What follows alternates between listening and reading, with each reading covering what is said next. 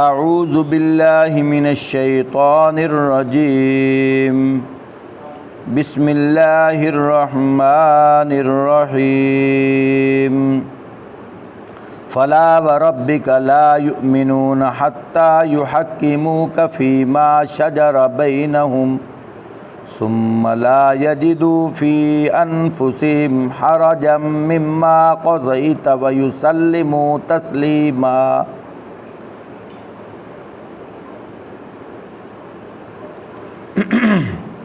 فرمایا نہیں اے محمد صلی اللہ علیہ وآلہ وسلم، تمہارے رب کی قسم یہ کبھی مومن نہیں ہو سکتے جب تک کہ اپنے باہمی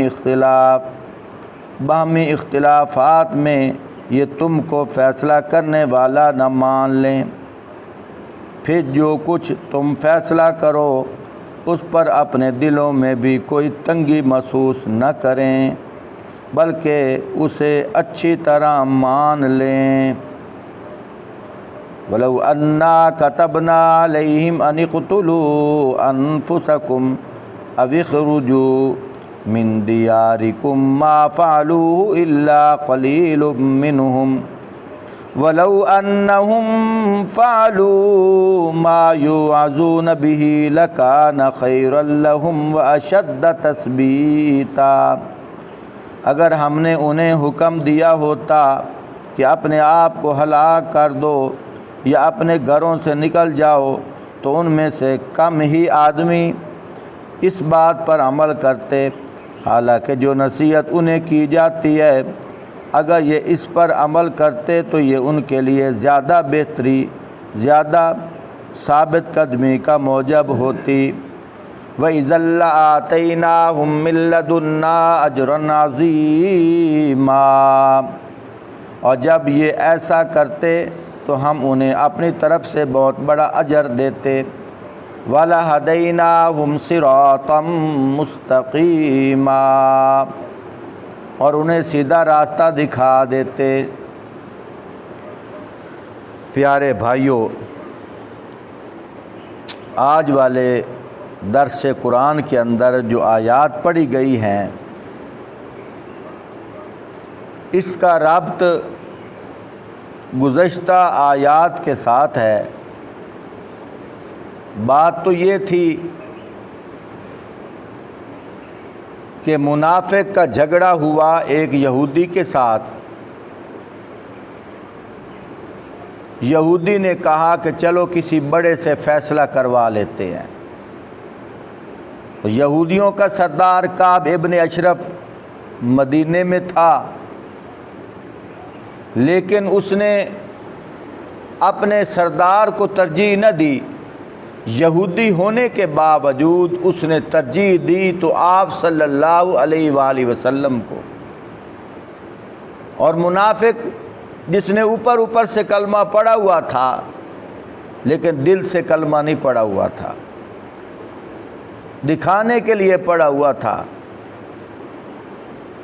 جب اسے کہا کہ چلو آپ صلی اللہ علیہ وآلہ وسلم کے پاس چلے جاتے ہیں، اس نے آگے سے کہا میں ایسے کرتا ہوں، آپ کا جو سردار ہے نا کعب ابن اشرف، میری رائے اس کے پاس جاتے ہیں۔ وہ کہنے لگا عجیب بات ہے، وہ مجھے تو خوشی ہونی تھی کہ میں نے اس کے پاس جانا ہے، میں اس کی بجائے آپ صلی اللہ علیہ وآلہ وسلم کو ترجیح دے رہا ہوں جو تمہارے نبی ہیں، لیکن تو الٹا ادھر آ رہا ہے۔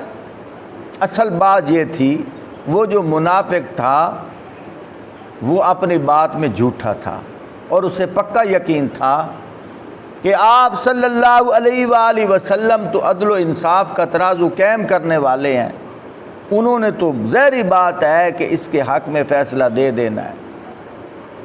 اس لیے وہ کہتا تھا کہ کعب ابن اشرف کے پاس جائیں۔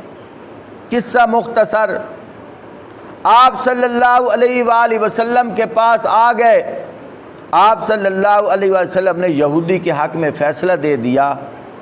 جب بحر آیا، بحر آ کر کہنے لگا نعوذ باللہ معاذ اللہ، میں یہ فیصلہ نہیں مانتا، फारूक आज़म रज़ी अल्लाह ताला अन्हु के पास जाते हैं।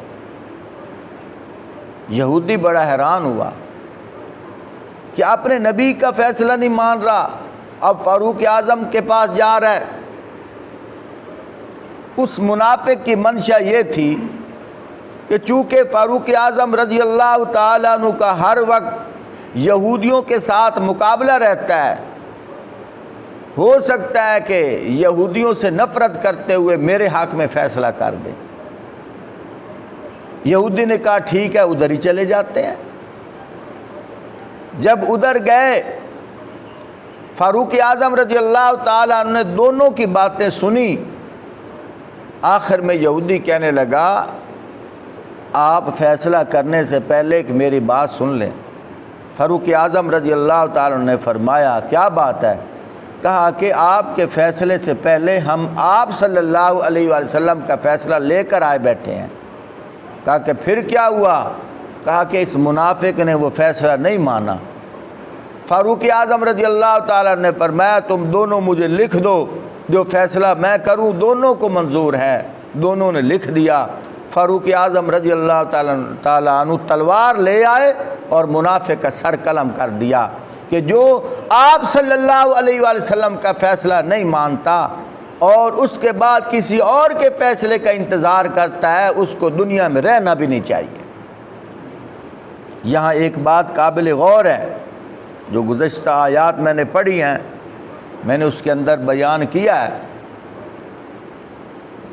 वो मुनाफिक ज़ाहिरी तौर पर मुसलमान थे, आप सल्लल्लाहु अलैहि वसल्लम के पास आ गए, कहने लगे देखो जी एक मोमिन आदमी को फारूक आज़म ने कत्ल कर दिया है।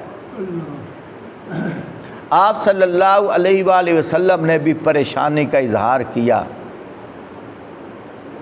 और साथ ये भी फरमाया, मेरा दिल नहीं चाहता कि उमर मोमिन को कत्ल करे, उसने ऐसे क्यों किया है? अल्लाह की शान।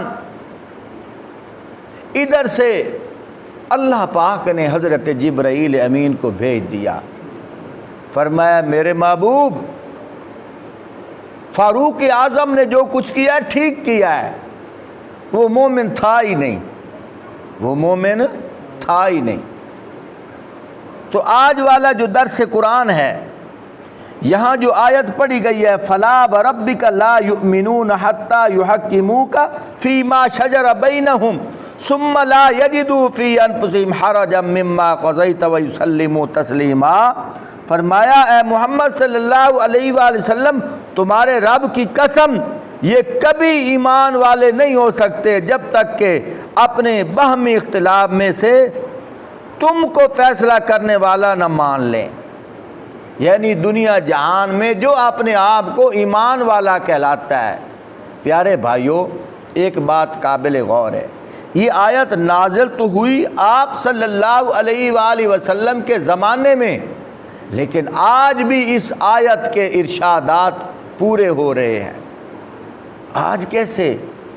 प्यारे भाइयों, अल्लाह तो ये कह रहा है जो ईमान वाला है उसको चाहिए कि अगर उसका कोई मामला हो, माबैन को झगड़ा हो, तो फ़ैसला करवाने के लिए किसके पास आएँ? आप सल्लल्लाहु अलैहि वसल्लम के पास। लेकिन अब आज के ज़माने में आप सल्लल्लाहु अलैहि वसल्लम दुनिया में हैं? नहीं हैं, वो तो पर्दा फरमा गए हैं। अब क्या करें? अब इसका क्या हुक्म है? अब इसका क्या हुक्म है? अब इसका हुक्म ये है कि आप सल्लल्लाहु अलैहि वसल्लम की जो शरीयत है वो आप सल्लल्लाहु अलैहि वसल्लम का फ़ैसला है। जो आप सल्लल्लाहु अलैहि वसल्लम की शरीयत है वो ही आप सल्लल्लाहु अलैहि वसल्लम का फ़ैसला है। अभी एक भाई कह रहे थे उलमा इकराम یعنی کہ جو علماء کرام آپ صلی اللہ علیہ وآلہ وسلم کی شریعت پہ عمل کر رہے ہیں، ان کے پاس جا کر آپ صلی اللہ علیہ وآلہ وسلم کے متعلق پوچھا جائے کہ آپ صلی اللہ علیہ وآلہ وسلم کی شریعت کا فیصلہ کیا ہے۔ جو علماء کرام وہ آپ صلی اللہ علیہ وآلہ وسلم کی قرآن و حدیث کی سنت کے مطابق جو وہاں سے واقعات کی مثال دے کر یہاں آج کا جو معاملہ ہے وہ حل فرمائیں گے، وہ حقیقت میں وہ آپ صلی اللہ علیہ وآلہ وسلم کا فیصلہ ہوگا۔ بہت سارے معاملات ہیں، شادی کے موقع پر علماء سے پوچھنا چاہیے کہ سنت کے مطابق شادی کا عمل کیا ہے، اور جو اس عمل کو پسند نہیں کرتا تو ظاہری بات ہے وہ منافق ہے۔ اب وحی کا دروازہ تو بند ہو گیا، آپ صلی اللہ علیہ وآلہ وسلم اب پردہ فرما گئے۔ یاد رکھیں اگر آپ صلی اللہ علیہ وآلہ وسلم اب ہوتے اور وہی آ رہی ہوتی، یہ آج کے زمانے میں ہزاروں کی تعداد میں منافق مسلمان ہوتے۔ یہ جو ہمارے حالات ہیں، کیوں؟ یہاں دیکھو کہ اس نے آپ صلی اللہ علیہ وآلہ وسلم کے فیصلے کو نہیں مانا، تو اللہ نے کیا فرمایا؟ یہ تو کہہ رہے ہیں ہم مومن ہیں، ہم نمازیں پڑھتے ہیں، مسلمان ہیں۔ اللہ پاک فرما رہے ہیں یہ مسلمان یہ تو منافق ہے، فاسق ہے۔ تو آج بھی میرے بھائیوں شادی کے موقع پر آپ صلی اللہ علیہ وآلہ وسلم نے جن باتوں سے منع فرمایا ہے، ہم مسلمان ہو کر ان باتوں پہ عمل کر رہے ہیں۔ پوچھا جائے کیوں کر رہے ہو؟ جی مجبوری ہے، برادری کو ترجیح ہے، تو منافق نہیں تو اور کیا ہے۔ غمی کے موقع پر بھی ایسے ہی، حالانکہ قرآن پاک کے اندر آتا ہے وَمَا آتَاكُمُ الرَّسُولُ فَخُذُوهُ وَمَا نَهَاكُمْ عَنْهُ فَانْتَهُوا۔ فرمایا اللہ کا نبی جو تمہیں دے اسے لے لو، جس سے روکے اس سے رک جاؤ۔ دینا لینا کیا ہے؟ یعنی کہ شریعت کے جو احکامات ہیں اللہ کی وحی کے ذریعے اللہ کے نبی کو مل رہے ہیں، اللہ کا نبی امت کو دے رہے ہیں۔ فرمایا وہ جو دے اسے لے لو، جس سے روکے اس سے رک جاؤ۔ اللہ کے نبی تو فرماتے ہیں گانا حرام ہے، لیکن ہم گانے کو عام کر چکے۔ ڈانس کرنا اللہ کے نبی نے لعنت فرمائی ہے، ڈانس بھی ہو رہا ہے۔ پکا ایمان والا اپنے آپ کو کہلاتا ہے، بیٹے کی شادی پہ خود ڈھول والا منگوا رہا ہے، ڈانس والا منگوا رہا ہے۔ اگر کوئی مولوی صاحب قاری صاحب کہہ دے آگے سے کیا کہتے تسی تو بس وہ مولوی ہو نا، یعنی خوش ہونا چاہیے۔ ہاں بھائی مولوی صاحب نے ہمیں مسئلہ بتایا، الٹا کیا کہتے ہیں یہ ہماری شادی میں یہ رکاوٹ بن رہا ہے، انہوں ساڑی خوشی پچ دی نہیں پئی۔ خود اندازہ لگاؤ، شعور بھی نہیں۔ لین دین کے معاملہ میں سودی نظام چل رہا ہے، اور ہمیں کیا کرنا چاہیے؟ آپ صلی اللہ علیہ وآلہ وسلم سے مشورہ لینا چاہیے۔ تو میں پہلے بتا چکا ہوں آپ صلی اللہ علیہ وآلہ وسلم تو پردہ فرما گئے ہیں، اب مشورہ کس سے لینا ہے؟ آپ صلی اللہ علیہ وسلم کی شریعت، وہ آپ صلی اللہ علیہ وسلم کا مشورہ ہے، آپ صلی اللہ علیہ وسلم کا فیصلہ ہے۔ پیارے بھائیوں دوستوں بزرگوں، ہم اس دنیا کے اندر آئے ہیں، یہ قرآن ہمارے لیے ہدایت بن کے آیا ہے، یہ ہمیں رہنمائی دیتا ہے۔ جیسا کہ ہم کسی علاقے میں جائیں، رات کا ٹائم ہو تو اندھیرے کی وجہ سے ہمیں گلیوں کا نہیں پتہ چل رہا، راستے کا نہیں پتہ چل رہا، تو ایک موبائل کی جو لائٹ ہے یا کوئی اور روشنی ہے اس کے ذریعے سے ہمارے راستے کی ہمیں رہنمائی مل رہی ہے۔ میرے بھائیوں جس طرح روشنی کے ذریعے سے راستے کی رہنمائی ملتی ہے، جہاں پہنچنا ہو ہم وہاں پہنچ جاتے ہیں، یہ جو قرآن ہے اس کے ذریعے سے فرمایا جنت تک پہنچنے کے لیے یہ رہنمائی دے رہا ہے، صراط مستقیم والے راستے پہ چلنے کے لیے یہ رہنمائی دے رہا ہے۔ یاد رکھیں اگر پکا ایمان والا بننا چاہتے ہو تو آپ صلی اللہ علیہ وآلہ وسلم کی شریعت کو اپنے 6 فٹ کے اوپر اپنا لو بس۔ کبھی کسی مولوی صاحب کو حجت نہ بناؤ، جی فلاں مولوی صاحب یوں کر رہے ہیں، فلاں یوں کر رہے ہیں۔ یاد رکھو یہ دین کسی پیر صاحب کا نہیں ہے، یہ دین کسی مولوی صاحب کا نہیں ہے، یہ دین اللہ اور اللہ کے رسول کا ہے۔ اگر ایک نائی ہے، ایک کمی ہے، اگر وہ بھی شریعت پہ چل رہا ہے، دنیا جہان کے اندر اللہ کے ہاں وہ افضل انسان ہے۔ اگر کوئی مولوی صاحب ہے، کوئی پیر صاحب ہے، اللہ کے حکم کو توڑ رہا ہے، آپ صلی اللہ علیہ وآلہ وسلم کی شریعت کو توڑ رہا ہے، دنیا جہان سے نکما ترین وہ انسان ہے۔ اللہ ہمیں سمجھنے کی توفیق عطا فرمائے۔